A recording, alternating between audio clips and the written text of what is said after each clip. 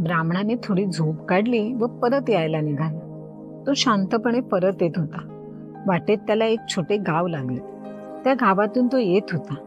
रस्त्यावर एक छोटे हॉटेल होते. तिथे भजी तळायचे काम सुरू होते. त्याचा खमंग वास सुटला होता. ब्राह्मणाला भजी खाण्याची इच्छा झाली. तो हॉटेलात शिरला. त्याने पोटभर भजी खाल्ली, चहा प्यायला, पण त्याची एक गोष्ट ध्यानात आली नाही की त्याच्याजवळ पैसे नाहीत. या गिराईकाजवळ पैसे नाहीत हे पाहिल्यावर हॉटेलवाला खूप खवळला. त्याने गड्यांना हुकूम दिला, या भटजीजवळचे सर्व सामान काढून घ्या आणि याला भांडी घासावयास लावा. त्याचा हुकूम पाहून ब्राह्मण घाबरला. तेवढ्यात त्याला जादूच्या रुमालाची आठवण झाली. तो हॉटेलच्या मालकाला म्हणाला, मालक, माझ्याजवळ पैसे नाहीत ही खरी गोष्ट आहे, पण माझ्याजवळ जादूचा रुमाल आहे.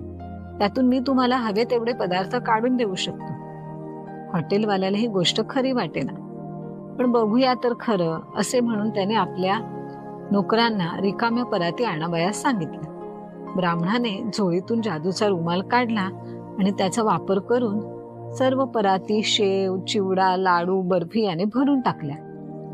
हा चमत्कार पाहून हॉटेलवाला आश्चर्यचकित झाला. त्याने ब्राह्मणाची माफी मागितली. त्याचबरोबर त्याच्या मनात जादूच्या रुमालाविषयी लोभ निर्माण झाला. त्याने ब्राह्मणाला मुक्कामाला राहण्याचा आग्रह केला. ब्राह्मणासाठी उत्तम पक्वानाचे जेवण केले. खूप आग्रह करून जेवावयास वाढले. बऱ्याच दिवसात ब्राह्मणालाही चांगले जेवण मिळाले नव्हते. तो पोटभर जेवला. सकाळपासून खूप चालला होता आणि सायंकाळी गोड जेवण झाले, त्यामुळे ब्राह्मण गाढ झोपला. हॉटेलवाल्याने त्याच्या झोळीतील जादूचा रुमाल काढून घेतला आणि त्या जागी तसलाच खोटा रुमाल आणून ठेवला. सकाळी ब्राह्मण लवकर उठला, नाश्ता बिष्टा केला आणि घरी जावयास निघाला. हॉटेलवाल्याने खाऊ म्हणून शेव चिवड्याचे 2 मोठे पुडे दिले व ब्राह्मणाला निरोप दिला. पुन्हा गावात आलात तर आमच्या घरी अवश्य मुक्कामाला या असं सांगायला तो विसरला नाही. ब्राह्मण मोठ्या गडबडीने घरी निघाला. केव्हा एकदा घरी जातो आणि जादूचा रुमाल घरच्यांना दाखवतो असे त्याला झाले होते. तो आपल्या घरी आला. त्याच्या भोवती सगळे जमले. त्याच्या बायकोला आश्चर्य वाटले की हा 1 दिवसात कसा परत आला.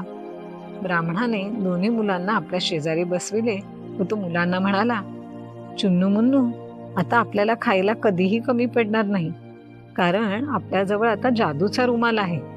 तुम्हाला काय पाहिजे ते मागा, मिळेल. त्यावर मुले विचार करू लागली. ब्राह्मणाने रुमाल अंथरला होता. तो तयारीत होता. तेवढ्यात चुन्नू ब्राह्मणाला म्हणाला, बाबा बाबा, मला पेढे. त्यावर ब्राह्मण म्हणाला, खा बेटा खा, पोटभर पेढे खा. असे म्हणून त्याने रुमालाला हुकूम केला, चल पेढे दे. पण रुमालावर पेढे आले नाहीत. ब्राह्मणाला खूप आश्चर्य वाटले. अरे, असे कसे झाले? तिकडे तर मागेल ते येत होते, आता काय करावे? थोडा विचार करून त्याने मुन्नूला सांगितले, मुन्नू तू माग बघू, तुझ्या वस्तू तरी येतात का बघूया. मुन्नू म्हणाला, बाबा बाबा, मला लाडू. ब्राह्मणाने रुमालाला लाडू मागितले, पण 1 नाही 2 नाही, लाडू अजिबात आले नाहीत. रुमाल आहे तसाच. ब्राह्मणाला फार वाईट वाटले. त्याला वाटले, आपण हॉटेलात खूप पदार्थ काढले ना, त्यामुळे कदाचित त्या रुमालातील पदार्थ संपले असावे. तो दुःखी झाला. दुरून हा खेळ पाहून ती म्हणाली, मुलांना काहीतरीच काय फसवता? रुमालातून कुठे पदार्थ येतात का? तुम्हाला मी पैसे आणायला सांगितले होते, त्याऐवजी तुम्ही हे फडके घेऊन आला आहात. तुम्हाला काही कळत नाही. उद्या पुन्हा जा आणि भरपूर पैसे घेऊन या.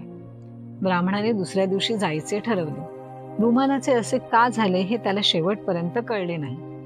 दुसऱ्या दिवशी पहाटे उठून ब्राह्मण पुन्हा परदेशात निघाला. विचार करीत करीत तो दुपारी 12 वाजता पुन्हा जंगलात आला. खूप चालल्यामुळे त्याला खूप भूक लागली होती. पुन्हा विहिरीवर बसून आपण किती भाकऱ्या खाव्यात यावर विचार करू लागला. त्याच्या मनात पक्का विचार होईना. तो पुन्हा ओरडू लागला, 1 खाऊ का 2 खाऊ का 3 खाऊ का 4 खाऊ? विहिरीतल्या भूताने आवाज ऐकला. ती घाबरली व आपसात म्हणाली, आला बाबा पुन्हा, आता काय करावे? हा काही आपल्याला सोडत नाही. त्यावर एक भूत म्हणाले, आज आपण त्याला जादूचा वाडगा देऊया, म्हणजे आपल्या मागची पीडा मिटेल. सर्व भूते वर आली. ब्राह्मणाच्या पाया पडली. ती ब्राह्मणाला म्हणाली, अहो, तुम्ही खाऊ नका, आम्ही तुम्हाला जादूचा वाडगा देतो, पण आम्हाला सोडा.